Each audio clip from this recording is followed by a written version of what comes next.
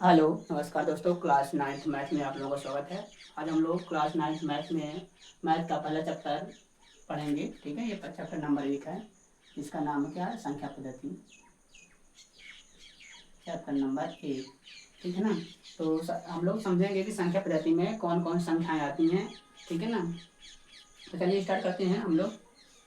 सबसे पहले हम लोग देखते हैं प्राकृत संख्याओं के बारे में। ठीक है ना, और इसको इस चार्ट को भी हम लोग समझते चलेंगे। ठीक है, तो सबसे पहले हम लोग देखते हैं प्राकृत संख्याएं। प्राकृत संख्याएं, प्राकृत संख्याएं, इनको इंग्लिश में क्या बोलते हैं, नेचुरल नंबर्स। नेचुरल नंबर्स, ठीक है। प्राकृत संख्याएं क्या होती हैं, जो गिनती वाली संख्याएं होती हैं, जिनको हम लोग काउंट कर सकते हैं। ठीक है, गिन सकते हैं, है ना। जो कहाँ से स्टार्ट होती हैं, 1 से चालू होती हैं, है ना।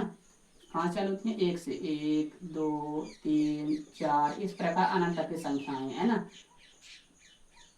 सिंपल से मतलब ये हुआ कि जो कि पॉजिटिव वाली संख्याएं, 1 से लेकर धनात्मक वाली संख्या अनंत तक की संख्याएं क्या कहलाती हैं, प्राकृत संख्याएं कहलाती हैं। ठीक है ना, और हम लोग इनके पूरे संग्रह को किस दर्शाते हैं, कैपिटल एन से दर्शाते हैं। तो यहाँ हम लोग लिख लेते हैं प्राकृत संख्याओं के संग्रह को किससे दर्शाते हैं, प्राकृत संख्याओं के संग्रह को हम लोग किससे दर्शाते हैं, कैपिटल एन से दर्शाते हैं, है ना।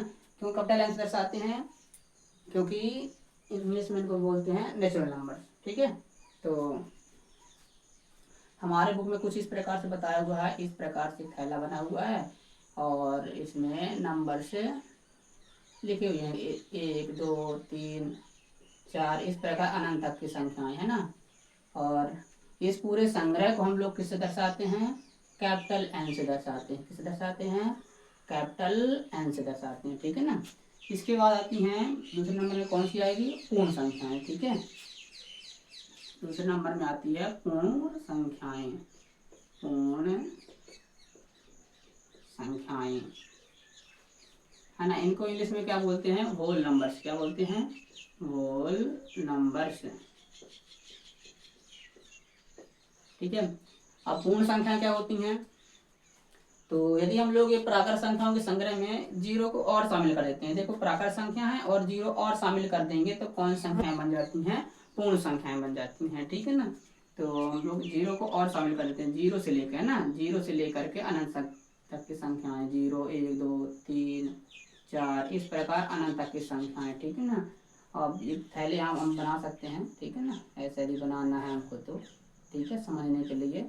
ठीक है, यहाँ हम लोग जीरो शामिल कर दिए, प्राकृत संख्याओं के संग्रह में इनको शामिल कर दिए जीरो, है ना। यानी जीरो से लेकर के अनंत तक की संख्याएं धनात्मक वाली क्या कहला जाती हैं, पूर्ण संख्याएं कहला जाती हैं। ठीक है ना, और इस पूरे संग्रह को हम लोग किससे दर्शाते हैं, इस पूरे संग्रह को हम लोग क्या किससे दर्शाते हैं, कैपिटल डब्ल्यू से दर्शाते हैं।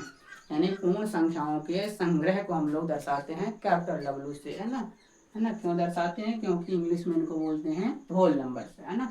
हम लोग यहाँ लिख लेते हैं। ठीक है, तो पूर्ण संख्याओं के संग्रह को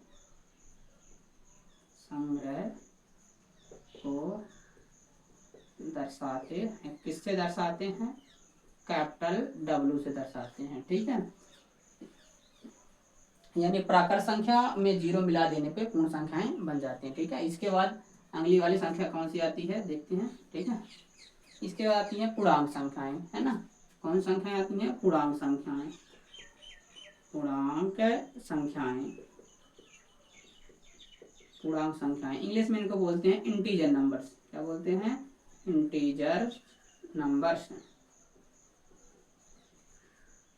ठीक है, पूर्णांक संख्याएं क्या होती हैं, ध्यान समझिएगा, है ना।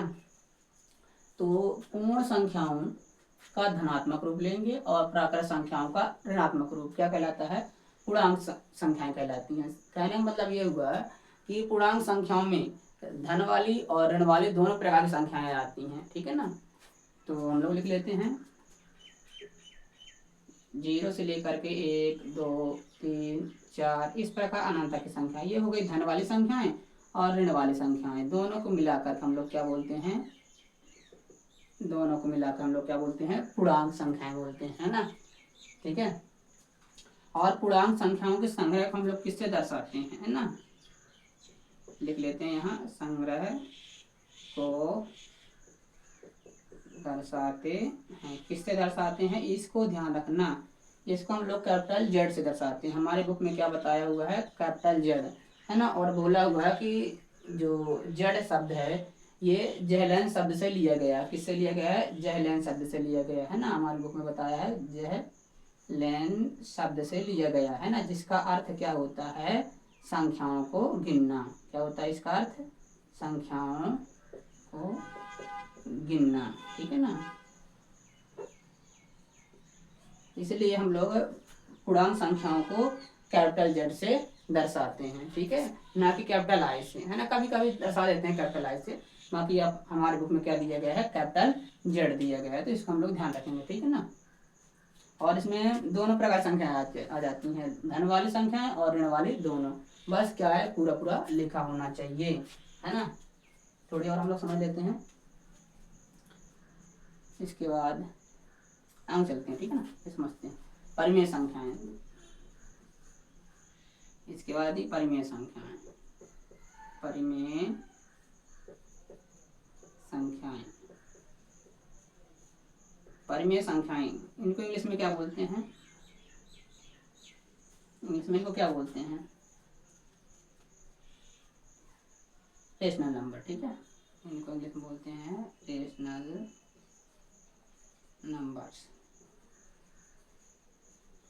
ठीक है। तो परिमेय संख्याएं कौन सी संख्याएं होती हैं, यानी कौन सी वाली संख्या हम बताएंगे हम लोग, जो p बटे क्यों के फॉर्म में होती हैं, किन के फॉर्म में होती हैं, p बटे क्यों के रूप में होती हैं। तो हम लोग यहाँ लिख लेते हैं, ऐसी संख्याएं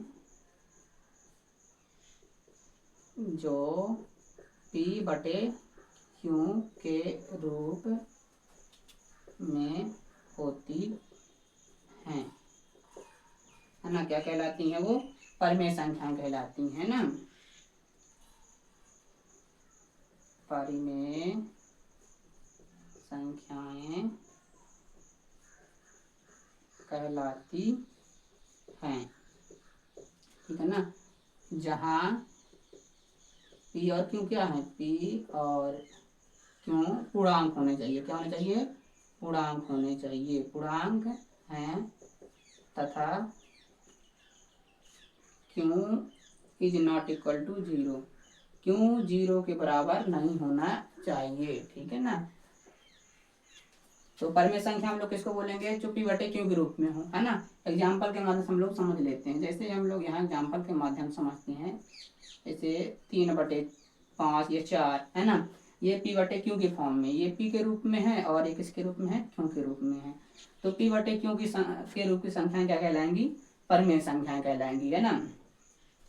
और एक एग्जाम्पल हम लोग ले सकते हैं 5/3, ये भी क्या है, परिमेय संख्या, है ना। बस हमको ध्यान इसमें रखना है कि क्यों 0 के बराबर नहीं होना चाहिए, यानी बटे वाली संख्या कभी भी 0 नहीं होगी, है ना। यदि हम लोग ऐसे लिख देंगे कि 7/0, क्या ये परिमेय संख्या है, ये परिमेय संख्या नहीं है, परिमेय संख्या नहीं है ना। क्यों, क्योंकि क्यों क्या हो गया इधर, क्यों 0 हो गया है ना, क्यों 0 नहीं होना चाहिए, है ना। सिंपल से मतलब ये हुआ कि कई बटे में 0 नहीं आएगा, ठीक है। यदि बटे में 0 आ जाता है तो परिमेय संख्या नहीं कहलाएगी, ठीक है ना, यह परिभाषित फिर हो जाता है, ठीक है।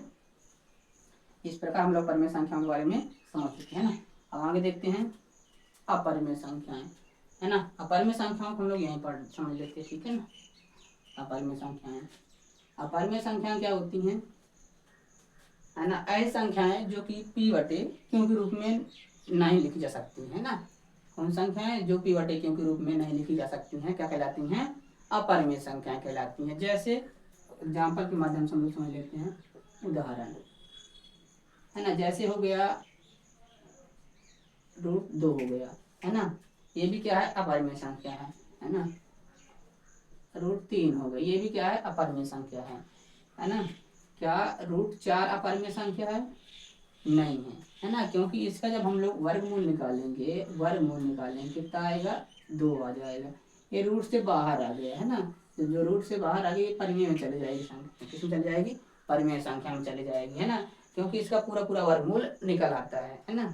तो अपरिमेय में कौन सी संख्याएं आएंगी, जिनका पूरा पूरा वर्गमूल नहीं निकलता है, वो क्या कहलाती हैं, अपरिमेय संख्या कहलाती हैं, ठीक है ना। जैसे और भी एग्जाम्पल हम लोग ले सकते हैं, जैसे कि √5 हो गया, ये भी क्या है, अपरिमेय संख्या है ना।